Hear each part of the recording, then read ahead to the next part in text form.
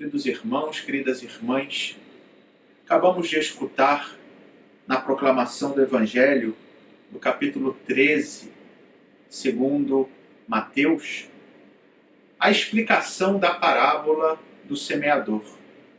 Uma parábola que nós já escutamos tantas vezes, que o semeador saiu para semear, algumas sementes caíram à beira do caminho, vieram os pássaros e comeram, outras sementes caíram em terreno pedregoso, logo brotou a planta, mas depois acabou se secando porque não tinha raízes profundas. Outras caíram em meio aos espinhos, os espinhos acabaram sufocando as plantas, e outras sementes finalmente caíram em terreno bom, terreno fértil, e deram fruto abundante. De fato, faz 2 domingos escutamos também essa parábola no Evangelho da Missa.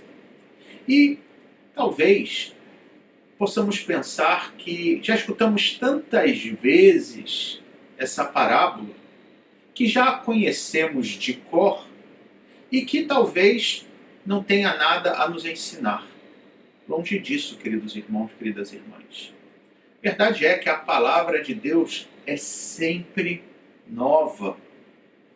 Quando nós nos colocamos diante dela, deixamos que ela nos interpele, vamos experimentar que, por mais que já tenhamos escutado, por mais que já tenhamos lido centenas, milhares de vezes aquela mesma passagem, Deus sempre tem algo de novo a nos transmitir. Esse é o sentido daquilo que Jesus diz ao final da explicação da parábola do fruto, que um dá 100, outro 60 e outro 30. Os frutos da palavra de Deus na nossa vida são sempre abundantes. Nunca chegam a um limite, porque vem de Deus e Deus é infinito. Por outro lado, talvez para que possamos fazer uma reflexão por outro ângulo sobre essa parábola e sobre o que Jesus acabou de nos dizer, talvez poderíamos voltar à oração inicial na missa de hoje, a chamada oração de coleta, que é a oração que o sacerdote faz de braços abertos pouco antes de se iniciar a liturgia da palavra, ou seja, de se começarem a ler as leituras da palavra de Deus. Na oração dessa 16ª semana do tempo comum, dizia-se o seguinte: ó Deus, sede generoso com os vossos filhos e filhas, e multiplicai em nós os dons da vossa graça, para que, repletos de fé, esperança e caridade, guardemos fielmente os vossos mandamentos. Aqui está, queridos irmãos, queridas irmãs, uma reflexão bela que podemos fazer sobre os frutos que a palavra de Deus pode realizar na nossa vida quando nós nos dispomos a ser esse terreno fértil, quando nós temos o nosso coração aberto àquilo que Deus quer nos transmitir. Esses frutos são, em primeiro lugar, a fé, a esperança e a caridade, porque são o resultado dessa palavra da graça de Deus na minha vida. Em primeiro lugar, a fé, que é essa abertura, esse dom de Deus que me permite acolher aquilo que Ele mesmo nos transmite. Ou seja, que o fruto é já o aceitar a palavra de Deus e que se converte em fé, que se converte nessa realidade que faz com que eu enxergue não somente o próprio Deus, mas que enxergue a minha própria vida e o mundo ao meu redor com uma outra perspectiva. E aqui já chegamos ao segundo fruto, que é a esperança. Porque a fé me leva a ver tudo o que acontece com esperança. Ou seja, que existe sempre um horizonte luminoso, diante das situações mais terríveis, diante das dificuldades mais exigentes, diante das tribulações que mais nos fazem sofrer, longe de ficarmos paralisados, achando que tudo está como que ruindo, que não há mais o que fazer, a esperança que vem da fé nos faz olhar para além. Nos lembra que Deus está ao nosso lado, que nos dá força e nos ajuda a nos levantar caso tenhamos caído. Nos ajuda a encontrar forças caso tenhamos ainda por diante uma longa caminhada íngreme, mas sabemos que com Ele podemos fazer. E por fim, o fruto mais abundante e mais belo, que é a caridade, que é o amor.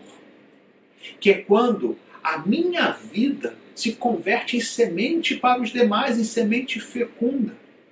E eu começo a distribuir os frutos.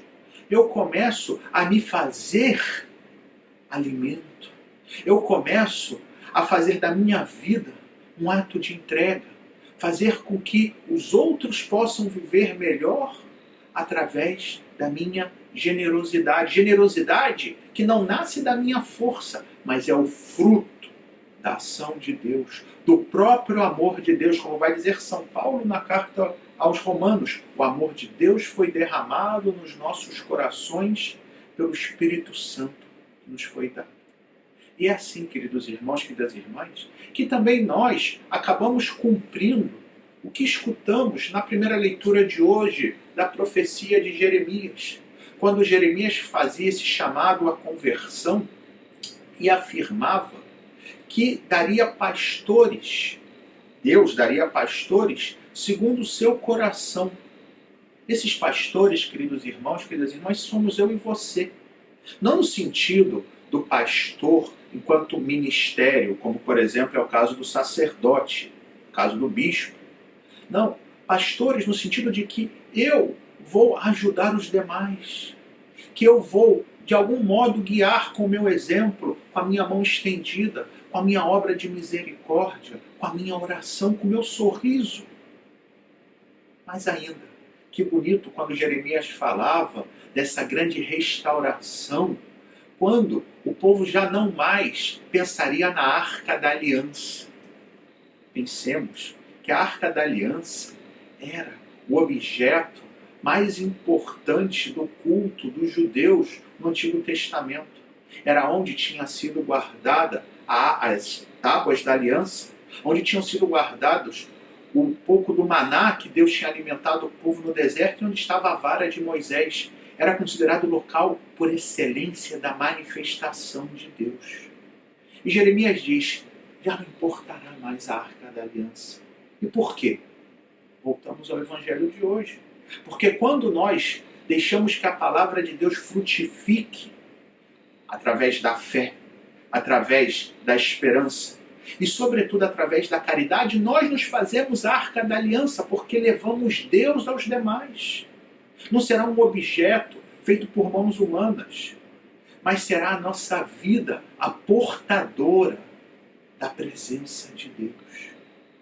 E é isso, queridos irmãos, queridas irmãs, que hoje essa palavra quer nos transmitir, e vemos assim como ela é sempre nova. Como a palavra de Deus sempre tem algo de novo a colocar nos nossos corações. E que nós, então, podemos ter a certeza de que quando deixamos frutificar, de verdade escutaremos também, não só como algo que chega aos nossos ouvidos, mas como algo que experimentamos, o que dizia o Salmo responsorial, que, no fundo, era uma passagem também do profeta Jeremias, que afirmava, no capítulo 31 do profeta Jeremias, versículo 13, então a virgem dançará alegremente, também o jovem e o velho exultarão, mudarei em alegria o seu luto, serei consolo e conforto. E é isso que nós nos convertemos aos demais, causa de alegria. Fazemos que todos se alegrem, a virgem, o velho, o jovem, que aqueles que estão chorando possam encontrar consolo com a nossa presença. Que assim seja, queridos irmãos, sejamos portadores de Deus, deixando com que a semente da palavra que Ele nos dirige a cada dia possa frutificar na nossa vida. Louvado seja nosso Senhor Jesus Cristo, para sempre seja louvado.